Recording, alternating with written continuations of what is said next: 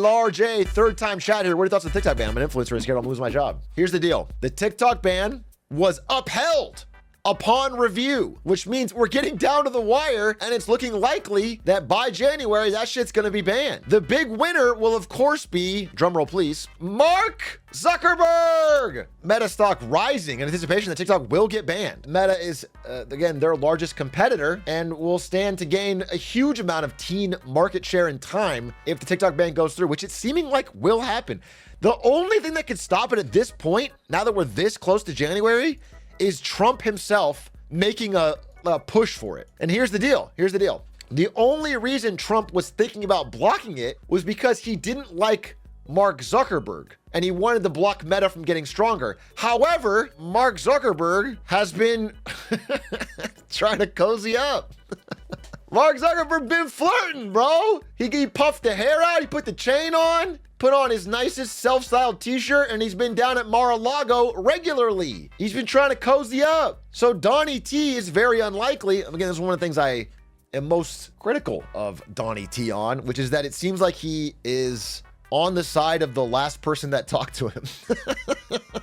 It seems like the last person that like sucks up to him, he just rolls with it. But anyway, it seems like less likely that Meta's gonna be punished by trying to block the TikTok ban. And so that's what's going on. I mean, the TikTok ban is, we're getting close to it actually happening, which is very interesting. I'm going to enjoy covering the reaction because I think there's a lot of people, even people on TikTok, that don't follow any of this shit. They don't follow the updates. They don't follow the law. It's just gonna happen. It's gonna shock them. It's gonna be shocking. And we're gonna see how that plays out. I will say, my understanding, and I'm not 100% on this, my understanding is that the TikTok ban will basically ban it from all stores. So you can't get the updates and you can't download it. However, if you already have the app downloaded, it'll still work. And so it'll take a while for it to actually, I mean, that's essentially killing it, but it won't be immediate. But I'm not 100% if that's the case. It could be a total shutdown. Did you see what Jennifer Aniston said about Nvidia? I have a lot to say about Nvidia. We just put a clip out talking about Chinese sanctions on drones, on batteries for drones. However, China is firing back yet again by doing a monopoly investigation on Nvidia. They're pulling out Chinese antitrust to maybe stop Nvidia from having too much control over the GPU market in China. And largely, this is a direct response to the fact that America has banned high-end GPU sales from Nvidia to China. And so China's realizing how powerful Nvidia is, and they're trying to antitrust them, dude. So the stock took a hit. Obviously, if the Chinese government gets involved, a huge part of Nvidia's revenues from China. Huge part. It wasn't a major hit, though. I mean, it's still Nvidia. Are you familiar with limit-starianism? I'm sorry, did you just make up a name to describe my invention, the Jay-Z rule? The Jay-Z rule is that everybody's wealth is capped at the current wealth of Jay-Z. You cannot be richer than Jay-Z, although Jay-Z's having maybe he's not the best brand name for our rule anymore. Maybe it'll have to be, who's a artist that's safe? Did Diddy do anything? My backup he's pretty wealthy, right? Is Drake maybe? No. Shit. Kanye. Oh, no, wait. Taylor Swift. Dude, Taylor Swift. Another story I want to talk to you guys about. Taylor Swift has finally concluded, although she's done this like 10 times, but I think she's finally concluded her Eras tour, and it is now the highest grossing musical tour in the history of mankind. By more than double. Something like 2.2 billion off of just the tour, and next highest I believe was Elton John with under $1 billion. That's crazy. That's insane. That's an insane amount of money. That's nation state level money. Is it crazy that I feel it should be higher? I guess. Saying that you're like kind of pocket watching Taylor Swift, and then also like what does that mean? You want it to be more than 2.2 billion? Okay, but the Kendrick GNX tour, he'll go to Toronto 10 times. Well, the GNX tour will do very well. I mean, it's crazy because Mr. Morale and the Big Steppers didn't actually, for Kendrick standards, didn't even sell that well as an album. But the tour was his highest grossing ever. Did a ton of money. Massively successful. I assume GNX will also do the same. Oh, I also have to say something. I gotta say something. This is gonna be controversial. I've had to drive a lot recently for some meetings and some recording things. And I listened to a lot of GNX Controversially, I've moved GNX up my all-time Kendrick album tier list. I don't even want to say what last place is anymore, but it's above that. It's second to last. It's second to last. So I retract my previous statement that it would be his worst album. I like it. It's grown on me for sure. I mean, I liked it already when it came out, but I like it more. It's grown on me. I kind of. It's also one of the best riding around in a car albums that has ever come out. It's actually, I believe, 50% better in a car than it is laying on your couch or on your bed. I have to calculate that. It's named after a car. It is an incredible car album. Yeah, I'll say I fuck with it. What's the best in your tier list? My best Kendrick album is, well, this is also controversial.